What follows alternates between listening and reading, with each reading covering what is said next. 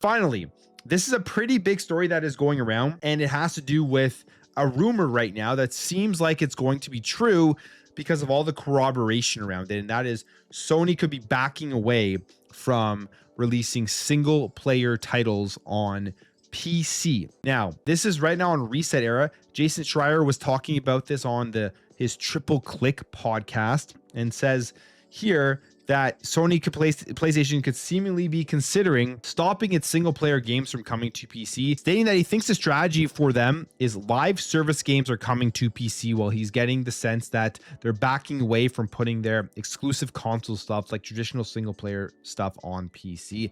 And then there are a bunch of other responses to this, like Nate the Hate weighed in and said that it's absolutely happening. You had Sneakers SO said it was happening as well.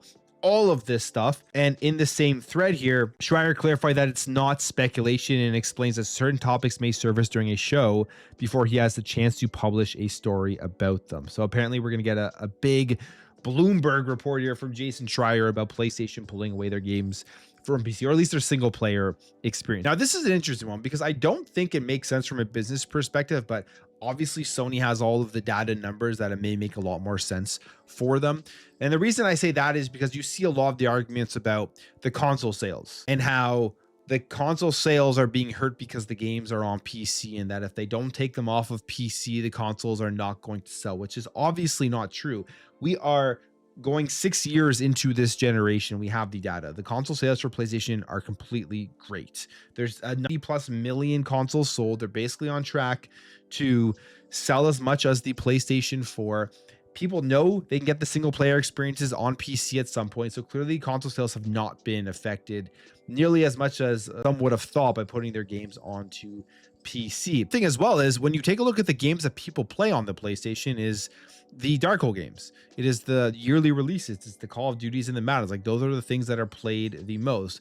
And that's why the consoles, I think, are the biggest reason why the consoles do sell extremely well, because that's where they play. They don't care about really anything else, and they buy a PlayStation to play with all their friends. So that really will have no effect whether the games come to PC or not, which is another interesting thing. You have to think about the real reasons why they would want to do this. And I think more so than anything, if they were to pull back on some of the single player titles on PC, they would still be bringing everything else over, but just the single player experiences, is because the releases have been few and far between. They release maybe one a year, and there may not be enough benefit for that to release it onto PC years down the road. The cost of developing 2 versions of the game may not be paying off, even though they're making at least $1 billion+ because they've added games to the PC catalog. I think the last projection report was 1.5 billion or so, which is about 1% of their revenue, but it's still $1 billion that easily covers the costs of porting the game to PC, and the margins on those PC games are probably far bigger than the margins of developing the game from the ground up and then just selling it on the PlayStation. So there's a lot of interesting things here. I would think they're pulling it more because of the brand, and they just don't want to have the image of not having that only exclusive on PlayStation 5. Or if you really want to get into the whole conspiracy side of it, is maybe because they don't want the games on Magnus. Maybe because they see where Xbox is going, and Xbox is going to be breaking down developer barriers from everything that we have heard about, which makes it very attractive for the developers to make sure that their games are everywhere that Xbox is.